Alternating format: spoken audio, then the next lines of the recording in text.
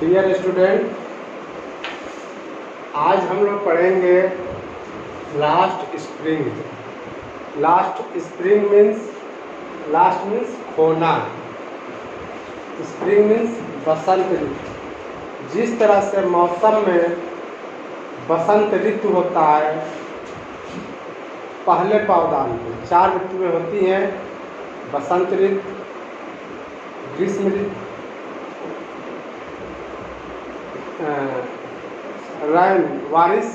वर्षा ऋतु और विंटर ऋतु। जैसे 4 प्रकार की होती है, उसी तरह से इसका तुलना जो है मनुष्य के जीवन से 4, जैसे बाल्यावस्था, युवावस्था, प्रौढ़ावस्था और वृद्धावस्था, 4 अवस्थाएं हैं। इसी से तुलना किया गया है। यहाँ पे स्प्रिंग का मतलब बाल्यावस्था।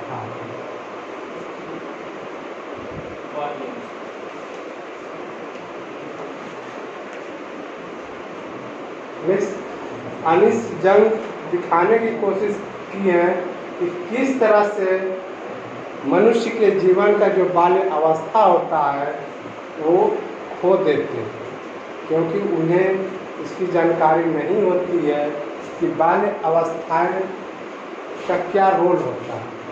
जब पढ़ने का, टहलने का, घूमने का, खेलने का, खाने का समय होता है, तो इस अवस्था में बालक या बालिकाएं जा कर के किसी कंपनी में, फैक्ट्री में काम करते हैं।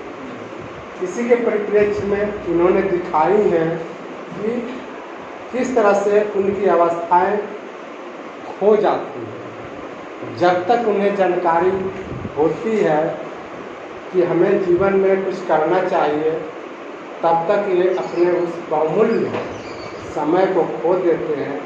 इसके बाद वो यही मानते हैं कि यही हमारे नसीब में लिखा था, लेकिन ऐसा नहीं होता है।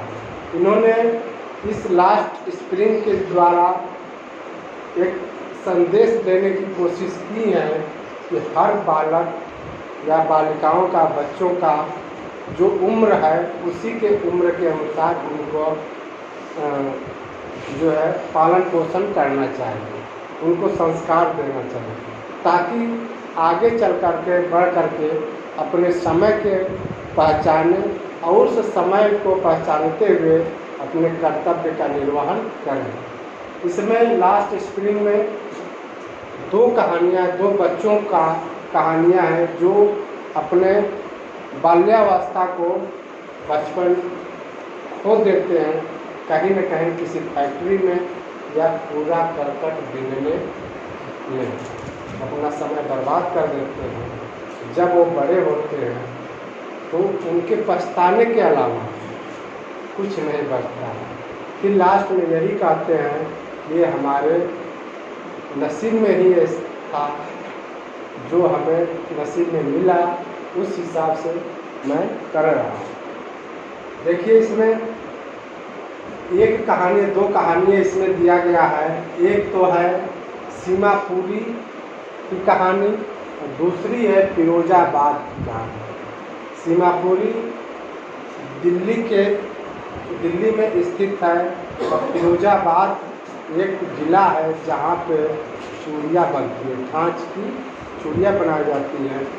दोनों को इन्होंने सिमिलरिटी दिखाने की कोशिश किया है कि किस तरह से उनकी भी महत्वाकांक्षाएँ होती हैं कि मैं बड़े होकर के कुछ बनूँगा, लेकिन जब बचपन में ही या बाल्यावस्था में ही उन्हें काम में लगा दिया जाता है, उन्हें पैसे की लालच दे दिया जाता है, उसी में वो अपने जीवन को बर्बाद कर डालते हैं।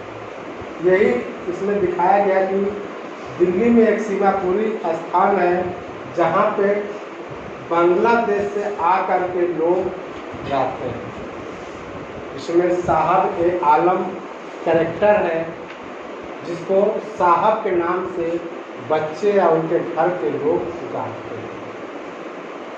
साहब जो है पूरा करकट बीनने वाले के छोटा सा बच्चा होता है, जो सीमा पूरी, जो झुग्गी झोपड़ी डाल करके लोग रहते हैं, ये लोग बांग्लादेश से आते हैं। ये साहब बताता है, अनिश जंग जब पूछती है कि तुम लोग कहाँ से आए हो और क्यों आए हो, ये बताता है कि हम लोग बांग्लादेश से आए हैं, वहाँ पे हम लोगों का ज़मीनें पर्याप्त मात्रा में थी, लेकिन हम लोग उतना पैदा नहीं कर पा रहे थे जितना कि हम लोग पेट अपना पाल सके, भर सके। इसके कारण, इस वजह से हम लोग बांग्लादेश छोड़ करके दिल्ली में आए। और दिल्ली में एक, हर शहर में लगभग एक ऐसा एरिया होता है जहाँ पे जो झुग्गी झोपड़ी डाल करके लोग निवास करते हैं, अपना हस्तकला का प्रदर्शन करके अपना जीवन यापन करते हैं या पूरा करकट बीनते हैं। उसी में इसी तरह से साहब आलम का भी परिवार होता है, आता है सीमापुरी में अपना झुग्गी झोपड़ी डाल करके निवास करता है। यहीं से पूरे दिल्ली में उनके परिवार के लोग और उनके पड़ोसी के लोग जा कर के पूरा करकट बीनते हैं। इसी के साथ साथ जो उनके बच्चे होते हैं वो भी जाते हैं। उनके जो पेरेंट्स होते हैं, कांच की या प्लास्टिक की या अन्य धातु की चीज़ें जो है पूरा करकट में लोग फेंक देते हैं, उसको बीन करके इकट्ठा करते हैं, इकट्ठा करके और उसको बेचते हैं, जिससे उनका जीवन यापन होता है, अपने जीवन का खर्च चलाते हैं।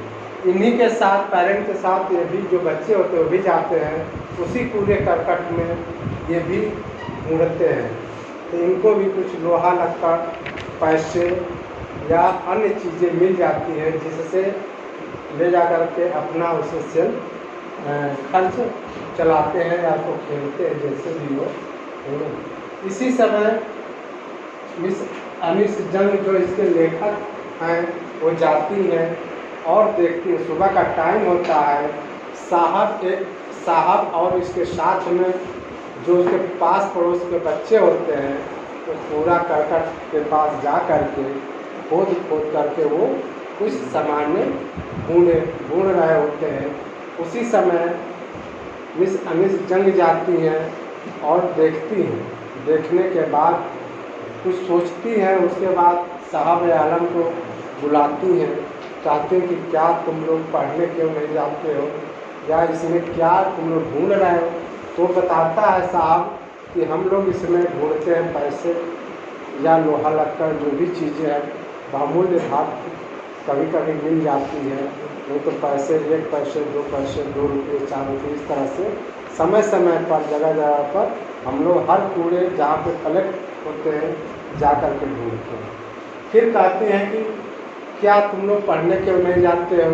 तो बताता है साहब आलम, जो हम लोग का बस्ती है सीमापुरी, यहाँ से कुछ दूर पर विद्यालय है, मतलब इतनी दूरी पर है कि हम लोग आसानी से वहाँ पे नहीं पहुँच सकते बिना पेरेंट्स के अलावा। कहती हैं कि क्या अगर ये तुम्हारे बगल में विद्यालय खुल जाए तो क्या तुम पढ़ने जाओगे। तो साहब कहता कि जी हम लोग ज़रूर जाएंगे पढ़ने। तो ये कहते कि मैं यदि विद्यालय वहाँ पे खोलूँ तो तुम लोग आओगे। तो ये कहते हैं साहब कि हाँ हम लोग आएंगे। तो ये कहती है कि ठीक है हम विद्यालय खोलेंगे। इनका काम होता है इधर उधर घूमना, टहलना, देखना, समाज के विषय में चिंता करना कि क्या उस समय समाज में या उस क्षेत्र में क्या चल रहा है। फिर एक बार मुलाकात होती है साहब से। साहब इनको देखता है और देखने के बाद दौड़ के जाता है और कहता है कि क्या आपने स्कूल खोल लिया। ये शर्मिंदगी महसूस करती हैं और मन में सोचती हैं, कहती हैं कि क्या इन बच्चों को जवाब दिया जाए, क्या स्कूल 1-2 दिन में बन जाएगा। तो ये अपने मन में कहीं न कहीं उनको दुख पैदा होता है कि ये जो बच्चे हैं रेस कीपर या कूड़ा करकट बीनने वाले, इनके अंदर भी महत्वाकांक्षाएँ हैं कि हम लोग पढ़ने जाएं। अगर जो हम लोग के पास आस-पास में विद्यालय होता तो ये भी पढ़ते, पढ़ करके जब पढ़ते तो कूड़ा करकट में आ करके पैसे 1 रुपये 2 रुपये या 10 रुपये न ढूंढते, तब वो क्या ढूंढते, अपने जीवन के फ्यूचर को।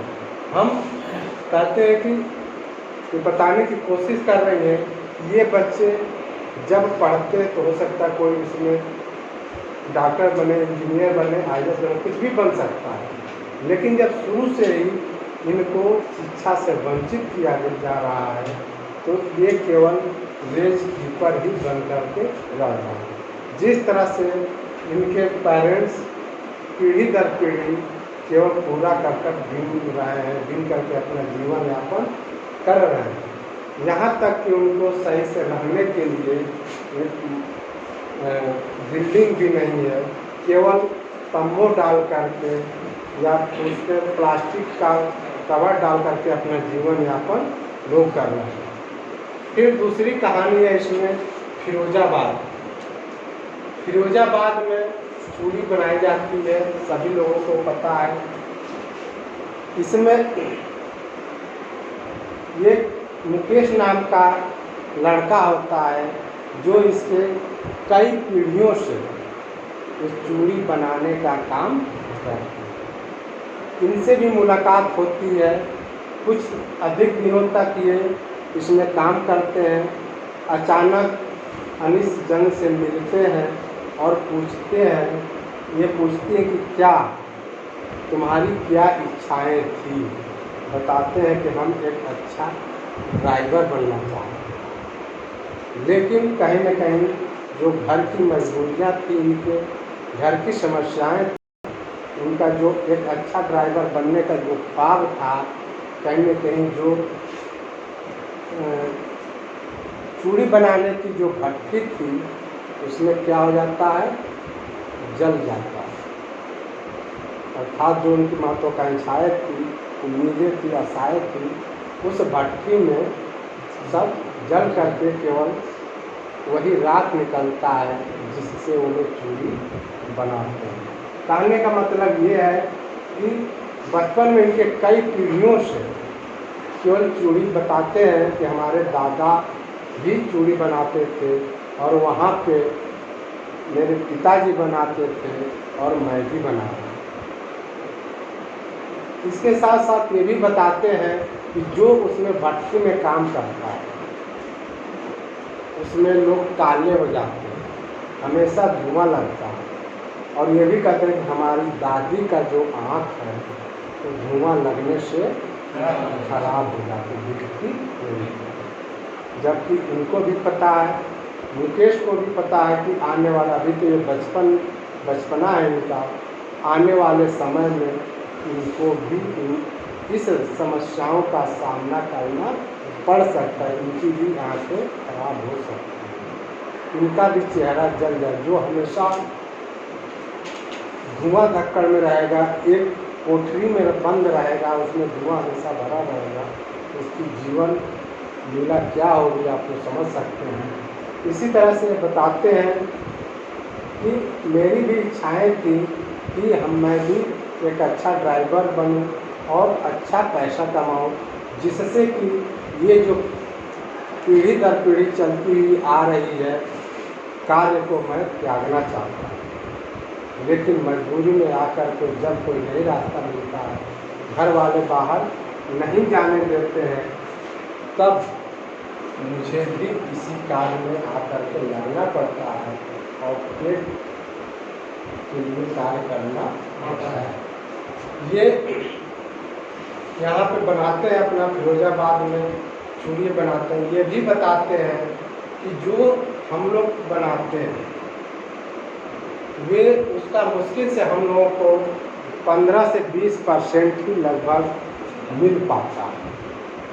मतलब जो मार्केट में है, जो चीज़ें मार्केट में 100 रुपये का है, वो उसका हम लोगों का कम से अधिक 15 से 20 ही रुपया मिल पाता है।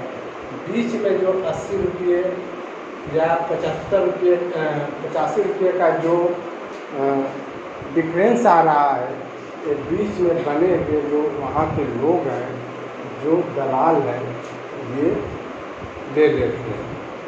हम लोगों के मुकेश ये भी बताते हैं कि हम लोगों को डायरेक्ट मार्केट में सामान ले जा करके बेच नहीं सकते। हम बनाते तो सही, लेकिन मैं इस चीज़ को ले जा करके मार्केट में नहीं बेच सकते। जो डायरेक्ट हम जो हमें 15 से 20 रुपये मिलते हैं पर डजन या दर्जन, वो हम 100 रुपया प्राप्त नहीं कर सकते।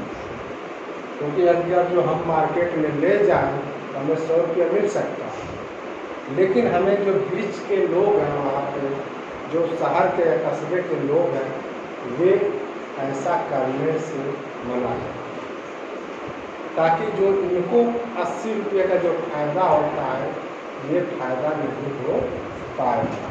इनका भी पेट इसी से चलता है। मेहनत हम लोग करते हैं, उनको भोग कोई और करता है, लेकिन बीच में दलाली करके अपना भी पेट पालते हैं। अर्थात हराम का खाना ही मतलब उनको आता है। ये कहते हैं कि जब हम लोग कोशिश भी करते हैं कि हम लोग मार्केट में ले जाएं, तो हम लोगों को वहाँ के लोकल बॉडी जो प्रशासन होते हैं, उनके द्वारा मारा जाता है, पीटा जाता है, प्रताड़ित किया जाता है। यहाँ तक कि जब और कुछ नहीं होता तो इसका लाइसेंस लिया जाता है, मांगा जाता है। किसी प्रकार हम लोग अपना ये चीज़ें बना करके इतने में इनको देते हैं और ये ले जाकर मार्केट में इतने में बेचते हैं, क्योंकि इनका जो है शासन प्रशासन से पकड़ है और ये लोग इस तरह से हम लोगों को आगे बढ़ने से रोकते हैं। हम लोग भी चाहते हैं कि एक अच्छे घर में हम लोग का भी एक अच्छा घर हो, जिसमें अपना जीवन सही से व्यतीत कर सकें। हम लोग का आने वाली जो पीढ़ी है, वो अच्छी तरह से अपना जीवन व्यतीत कर सके, उनको शिक्षा दिया जा सके। लेकिन हम लोग बस इतना ही तक कार्य करते हैं जितना कि हम लोगों का पेट केवल पल सके। हम लोग अपने फ्यूचर के लिए कुछ नहीं कर पाते, अपने बच्चों के लिए, अपनी बीमारी के लिए कुछ नहीं कर बचा पाते, सेव कर पाते, जिससे कि आने वाले समय में हम अपने बच्चों को एक अच्छी एजुकेशन दे सकें, हम लोग भी एक अच्छे घर में रह सकें। कहीं न कहीं इस अनिस जन ये दिखाने की कोशिश की है कि जो बीच में जो ब्रोकर है या दलाल जिसको कहते हैं, ये भी उनको मजबूर करते हैं अपने बाल्यावस्था को बर्बाद करने के लिए। जिस तरह से यहाँ पे वहाँ की गवर्नमेंट है या लोकल बॉडीज है, आसपास के विद्यालय में सीमापुरी के आसपास में कहीं विद्यालय खोलने के लिए नहीं खोली है, उसी तरह से इसमें भी फिरोजाबाद में भी जो ब्रोकर हैं या मीडिएटर हैं, ये इनको अपने जीवन या बाल्यावस्था को बर्बाद करने के लिए ये जिम्मेदार है। अगर ये डायरेक्ट ले जा कर के मार्केट में बेचते और नहीं तो इनको अच्छी खासी रुपए देते, तो इनका जीवन और इनका घर संभल सकता है। लेकिन ये समझते हैं कि जिस दिन ये मजबूत हो जाएंगे तो हम लोगों का पेट क्या हो जाएगा, बंद हो जाएगा, मतलब हम लोग नहीं कर पाएंगे। तो इसलिए कहीं ना कहीं को दबा करके, इनको शोषित कर करके इनको यहाँ पे उसी काम के लिए, जैसे बच्चा थोड़ा सा जानकार होता है, उस लायक होता है, तुरंत उनको इसी भट्टी में झोंक दिया जाता है। जबकि जो बच्चे खेलने कूदने पढ़ने के लायक होते हैं, उससे उनको दरकार करते हुए कार्य लगा दिया जाता है।